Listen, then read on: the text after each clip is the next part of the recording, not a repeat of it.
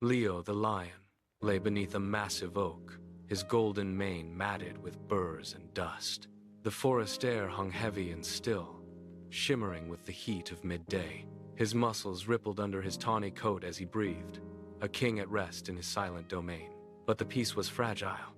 Suddenly, a sharp, high-pitched squeal pierced the silence, echoing through the ancient trees and drawing the lion's keen attention. He followed the sound to a cluster of fallen pine branches near the creek. There, a small rabbit lay pinned beneath a heavy, jagged limb. Leo approached, his massive shadow falling over the trembling creature. The rabbit froze, eyes wide with terror, expecting the end. But Leo did not roar. He knelt, hooked a single claw under the heavy wood, and heaved. With a sharp crack, the branch shifted. "Go," his silent gaze seemed to say as the rabbit scrambled into the tall grass. Days passed. Leo stalked through the dense brush, eyes fixed on a distant trail. Without warning, the world collapsed. A thick hemp net dropped from the canopy, pinning him to the forest floor. The coarse ropes tightened as he struggled, digging deep into his skin. He let out a thunderous roar that shook the very leaves from the trees, but the forest went deathly silent. No animal dared approach.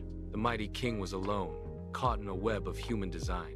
Hours bled into the afternoon as the sun cast long, cold shadows. Leo stopped thrashing, his breath coming in ragged gasps of exhaustion. Then, a soft rustling sounded in the undergrowth. The rabbit emerged, followed by a dozen others. They did not hesitate. The rabbit hopped onto the net, its teeth bared. It sank its incisors into the thick, woven rope. Snap. The sound was faint, but rhythmic. One by one, the rabbits gnawed through the fibers.